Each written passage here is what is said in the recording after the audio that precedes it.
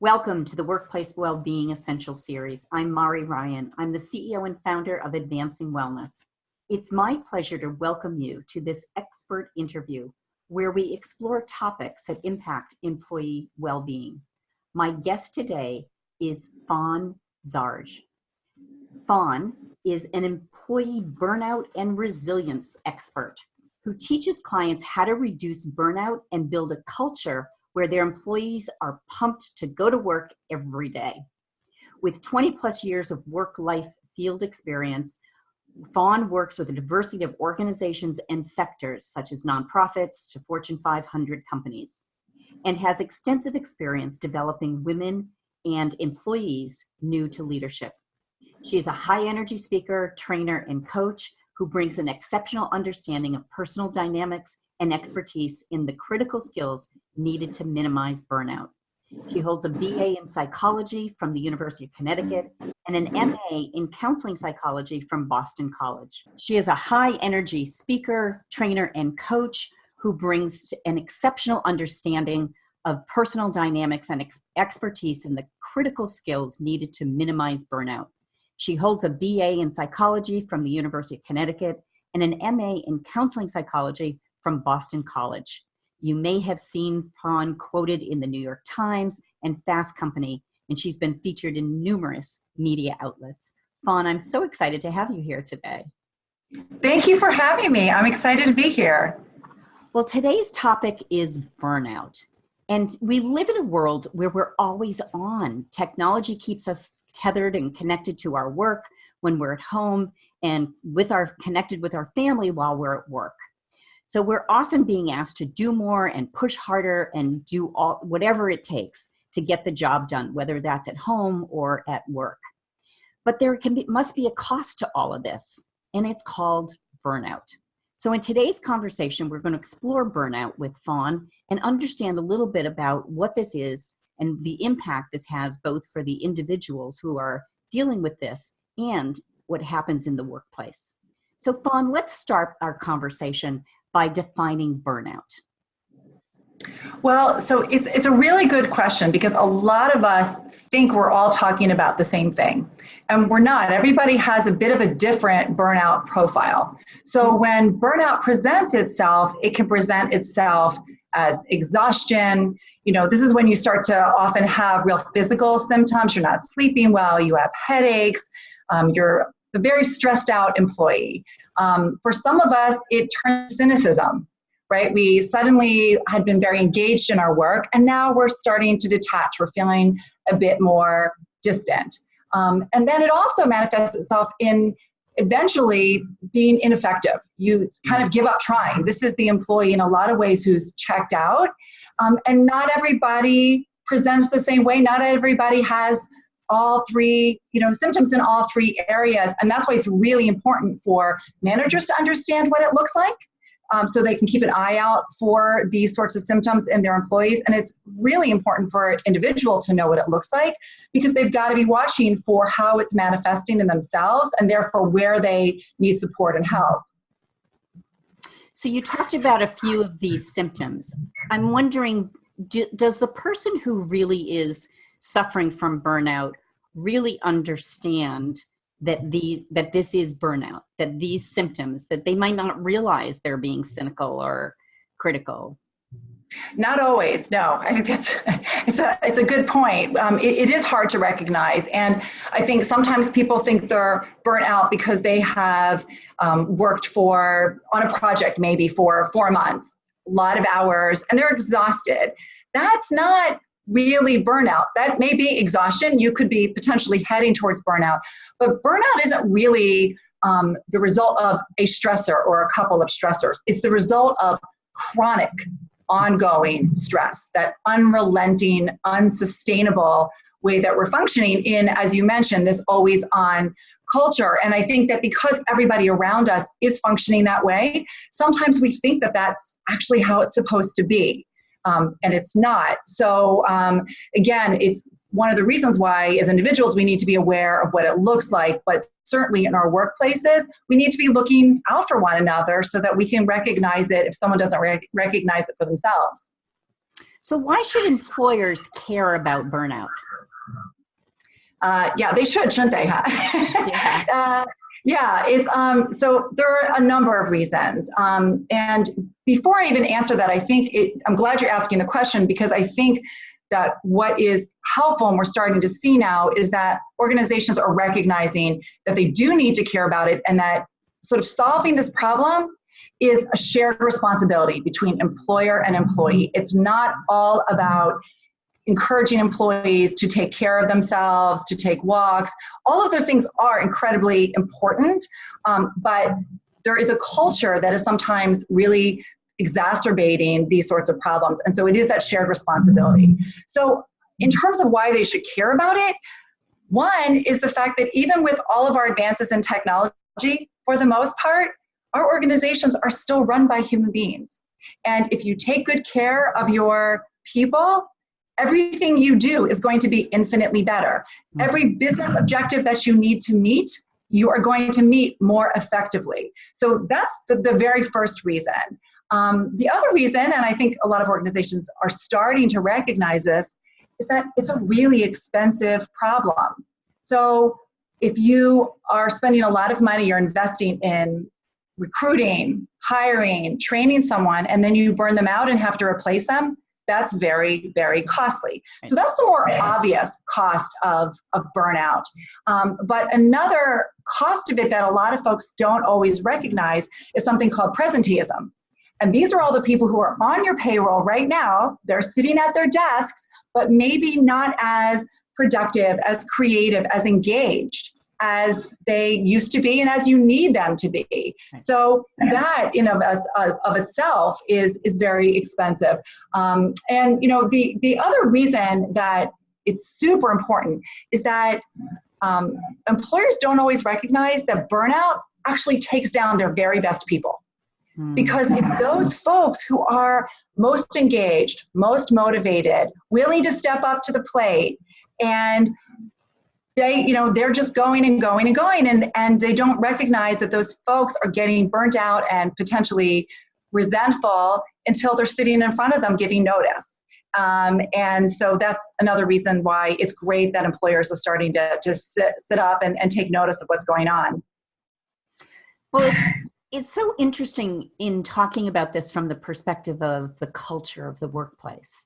So the culture, you think about this, right? Big accounting firms or big consulting firms or law firms, these industries where they're on the clock, it's billable hours, there's that push to always go. And yet it doesn't seem that cultures in some of those, those are the ones that happen to come to mind, but you could think of almost, a lot of industries where this is prevalent. And yet it seems as though some of those organizations aren't making any changes in their culture. What would they need to do to change their culture to start to be able to address this issue? It's a great question. And I think that where organizations will get the biggest bang for the buck and be able to really move the needle on the culture is to invest in their managers. And really try to help support them, because I see it all the time. There are a lot of managers out there who are well-intentioned. They are trying so hard to do their jobs under tremendous pressure themselves and support their teams, and they're overwhelmed. Many of them don't have the training, the support that they need in order to do this. And it's those managers who every day have opportunities to interact with their team members that they can interact in a way that either positively impacts how they experience the day, or it could be detrimental. And so we have to make sure that our managers are really well equipped to, whether it's give meaningful feedback, which makes a really big difference in an employee's experience, or develop a culture of trust or collaboration. Figure out how an employee is experiencing their day, checking in with employees. A lot of managers just haven't received that sort of support and training, and that's really what's going to make a very, very big difference. So that's one thing I would say, and probably the most important place where organizations should start. A couple other pieces, and it's interesting because there was an article about remote working this morning in the Boston Globe. And so even though remote working isn't the answer for everyone, it's so helpful when organizations try to find ways to give employees as much flexibility and autonomy as possible. I mean, there are just reams of data that demonstrate that when employees can make decisions about how and where and when they work best, the outcomes are infinitely better. And so even though not all organizations can do this as easily, not all roles can make this work all at the time, where they can, they will see a big difference when you think about all the personal things that many of us have going on in our lives. We don't check our lives, our personal lives, at the door when we go to work. And so if we can give people the ability to manage those pieces of our lives and still be engaged in work that we find meaningful, and do it in a way that works better for us, that's a win for everybody. Two other quick things I guess I would say that I think are important important points to make about this. One, and this is sometimes overlooked, and that is that individuals, when they go to work, they really do better and are going to be sort of more engaged if they are doing the work that aligns best with what they're good at and why they were hired and their strengths. And what happens over time is that changes. It's something sometimes referred to as role creep. And it's really not unlike when you and I were in middle school and maybe we were put on a science project with a bunch of kids we didn't know well, and we all had to work together to get a grade, and we wanted an A, or maybe you wanted the A. But you start to realize not everybody's going to pull their weight. And so you step up and you take on additional parts of the project because you want to have a good outcome. Well, the same thing happens in the workplace, particularly again with your highly motivated top performers. They take on additional responsibilities. And then what happens is over time, 50, 60% of their time is spent on things that are not well aligned with what they do well and where they're going to add the most value. And it was interesting because Gallup did a study on this, and they determined that when people are able to work in that lane where their work is best aligned with their strengths, they're 57% less likely to be burnt out. That's a big number. Yeah. So that's one thing to look at. And the last thing I guess I would say that is sometimes overlooked, and I don't think because organizations don't care about this, we're just busy, is we aren't demonstrating that we appreciate our employees enough. And you know, study after study shows that people want that every day. They want some sort of acknowledgement, and not just for the big wins, because sometimes you can work months until you get the big win, or maybe you don't even get it, but they want to be acknowledged for their efforts, for keeping the team motivated, for going the extra mile, those sorts of things. And so we have to make sure that companies and managers are paying attention to that as well. That's great. All really good points. I'm curious what your thoughts are on what can an individual do? We've talked a little bit about what can be done with the organizational viewpoint, but what can an individual do to prevent burnout? So usually when I talk to individuals about how to prevent burnout in themselves, right, if everything were to stay the same in their organization, because as you alluded to, there are some organizations and sectors where the nature of it isn't really going to change a whole lot, at least not in the short term. So what can they do to sustain themselves? So I encourage people to really think of themselves like a bank, right? And all day long, all week long, people are making withdrawals. Your colleagues, your boss needs something, maybe a parent needs something, your children. And those aren't bad things. That's actually what makes our lives really rich and interesting. But the problem is if people are constantly withdrawing from your bank and you are not making any deposits or enough deposits, you're going to have a problem. And so really what you have to do is figure out how to sort of strengthen your core. And the best way to do that, and I know people can't stand hearing this because they don't want to make these changes, but they need to get enough sleep and they need to exercise. And you know, I thought Deloitte, there's an article Deloitte wrote a few months ago, and I thought it was so well said. And they said, sleep is the ultimate performance enhancer. And it's true. And we all know how we feel when we go into the workplace, we go into a stressful situation, and we have either rested well the night before or we haven't. And unfortunately, in our culture, many of us treat sleep deprivation as a badge of honor. I pulled an all-nighter, sleep is for wins. Actually, that's really quite the opposite. So we need to make that a priority, because everything, and again, your business objectives are going to be better met. You're going to be a better professional. You're going to be able to be available to everyone in your life, personally and professionally, much better if you're well rested. And in terms of exercise, I will not belabor the point, because I know everyone's heard it 1,000 times. But in addition to all the health benefits, it really does counter the stressors that cause this sort of chronic and relentless exhaustion that we feel from this always on environment. And I think one of the reasons that people don't do this is because they feel like there's a certain way to do it well, right? I don't really have time to get to the gym. That's okay. You don't have to go to a CrossFit gym. You can if you want to. You know, you don't have to be an American Ninja Warrior. You can find 3 times during the week 3 times during the day, I should say, where you can go take a quick 10-minute walk. You can join a kickball league in your town. You know, myself, I walk on the same 16-year-old treadmill that I've been walking on ever since I realized I had no time to get to the gym. And I do it in front of a television because that is the only way that I'm going to stick with it. And the idea is for everyone to find something that they will stick with. So those are 2 things that people can do in their personal life. In their work life, I will say that it's very important that folks continually take an audit of what's working and what's not working for them.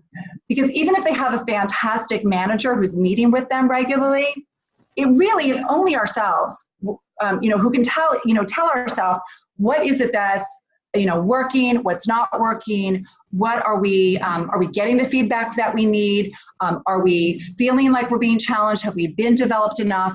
Are there gaps in my skill set that I need to take a class to bolster? So we have to be really honest with ourselves about that.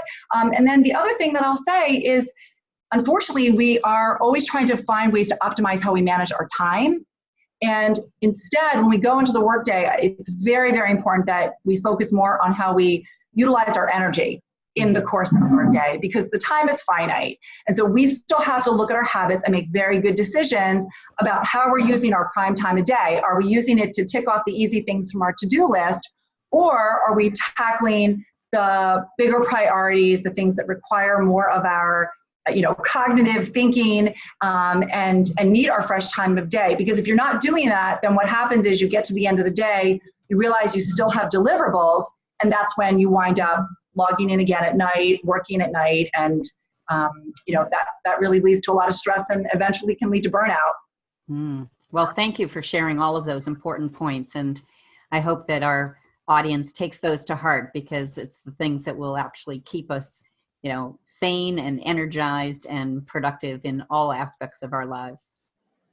If our audience wants to learn more about you and the work that you're doing, where can they find you?